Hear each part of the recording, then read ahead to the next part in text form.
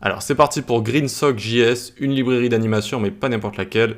C'est la meilleure librairie d'animation JavaScript, elle est là depuis très longtemps, une dizaine d'années. Elle a beaucoup d'expérience et beaucoup de mises à jour, ne vous inquiétez pas, c'est pas la même qu'il y a 10 ans. Au contraire, elle a vraiment beaucoup changé, il y a eu une grande mise à jour récemment.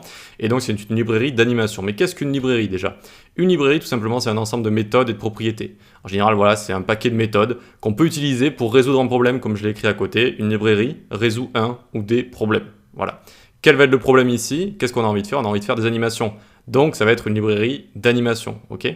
Et ici, elle va se découper en plusieurs parties. Notamment, on va avoir des méthodes liées aux animations, tout simplement. On va pouvoir amener des éléments d'un point A à un point B, ou même d'un point B à un point A, etc. Donc ça, c'est les méthodes de base. On peut animer plusieurs éléments similaires avec Stagger, vous allez voir, c'est assez sympa pour animer une suite de boutons, une suite d'images, une suite de tout ce qu'on veut. Et ensuite, toutes ces animations, eh bien, on peut les rentrer dans des timelines. Les timelines, ça va être des, si vous voulez, des containers à animation, ça va être des conteneurs à animation. Et à l'intérieur, on va avoir toutes nos animations qui vont être regroupées au même endroit, donc elles sont faciles à manipuler et on peut également gérer leur déclenchement, gérer tout du même endroit et ça, c'est assez sympa. Bon, maintenant qu'on a vu ça très bien, on va voir quelques exemples de GreenSock, quelques exemples d'utilisation. Alors, pour aller sur GreenSock, on tape GreenSock sur Google, la chaussette verte, hop, on arrive sur leur site. Là, ils vont nous proposer le CDN, NPM, etc. Ça, c'est pour l'installer. On va voir tout à l'heure qu'on utilisera le CDN. C'est très facile à utiliser. On reviendra sur Products tout à l'heure. On va juste aller sur Showcase ici. C'est des sites qui ont utilisé, pas Bootstrap, GreenSock. Et donc, pour faire des animations sympas, vous voyez que là, on a une apparition. Et ensuite, ça va zoomer comme ça. Donc ça, c'est typiquement fait avec une timeline. C'est assez sympa à faire. Et là, par exemple, j'avais vu aussi qu'il y avait des apparitions de lettres, par exemple. Tac, tac, tac, tac. Hop. Ça aussi, c'est assez sympa. Donc bon, on va pas aller en détail visiter tous ces sites, ce serait un petit peu long, mais vous pouvez le faire si vous voulez, pour aller vous inspirer un petit peu. Sachant qu'il n'utilise pas que GreenSock ici, d'accord? GreenSock fait néanmoins partie des piliers, des librairies piliers qui vont pouvoir être utilisées avec plein d'autres librairies, 3D, Scroll, etc. Et c'est vraiment le pilier de tout ça, quoi. C'est vraiment GreenSock qu'il faut savoir utiliser en premier. Donc, une fois qu'on a tout ça, vu tout ça très bien, on a les docs à côté, la doc plutôt. La documentation, alors même si elle s'est améliorée, vu qu'il y a eu une récente mise à jour, il y a une récente grosse mise à jour. Avant, pour ceux qui connaissent peut-être, il y avait TwinMax, TwinLight, etc. C'était très, beaucoup de bazar pour rien, quoi. C'était pas très compliqué à comprendre, mais il y avait énormément de choses. Maintenant, c'est un petit peu plus concis, c'est bien, même si ça reste plus ou moins quand même... c'est-à-dire que quand ils vont vous expliquer quelque chose, ça va, surtout pour un francophone, je pense, mais même pour un anglophone, c'est très complet, voire trop complet. Ça va pas vraiment à l'essentiel en fait. Ça vous montre tout ce qu'on peut faire sans vous dire c'est fait pour ça. Vous voyez ce genre de truc. Et donc par exemple, on va sur une méthode très utilisée, gsap.to. Donc voilà, ça sert à aller d'un point A à un point B. Ok. Et c'est-à-dire, ça va pas vous l'expliquer directement, quoi. Ça va vous montrer toutes les propriétés, tous les arguments, les paramètres qu'on peut passer, etc.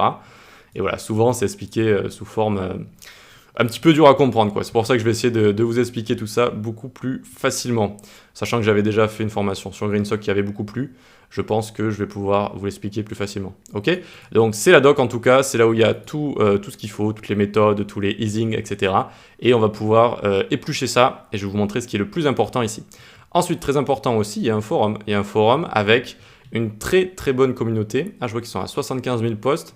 Quand j'ai découvert GreenSock, il devait être à 12 000, 15 000. Enfin bref, ça avance bien, c'est bien. Et donc, il y a une communauté très sympathique, très sympathique. Vous pouvez poser votre question dans la journée, voire même dans la demi-journée, ça va être répondu. Donc, vous allez ici, hein, dans le GSAP, tac, posez la question.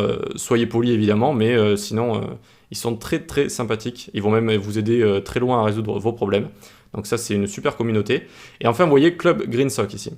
Alors, GreenSock de base n'est pas payant, hein. Vous avez vraiment tout ce qu'il faut qui n'est pas payant, tout ce qu'il faut pour faire des choses géniales qui ne sont pas payantes, mais il existe des plugins qui sont payants, et voilà, des plugins pour faire des morphings d'SVG par exemple, des choses assez poussées qui au début ne vont vraiment pas du tout vous intéresser, donc vous inquiétez pas, la formule de base elle est ultra complète, c'est vraiment une librairie complète, mais une fois que vous serez avancé, vous serez expert, vous aurez peut-être envie d'utiliser des plugins qui sont payants.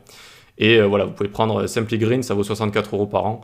Voilà. Bon, moi je l'ai parce que voilà, je m'y connais, mais je vous dis, en tant que débutant, vous inquiétez pas, vous allez pas avoir besoin de ça avant longtemps. Et puis si vous voyez des prix à côté un petit peu plus élevés, bon, sachez déjà que c'est par année, et ça c'est pour tout ce qui est entreprise, etc. C'est pour qu'une entreprise l'achète pour ses développeurs. Donc pas de problème avec ça, ok? Et donc c'est les products qui montrent au début là, d'accord? Ils montrent certains produits qui sont payants.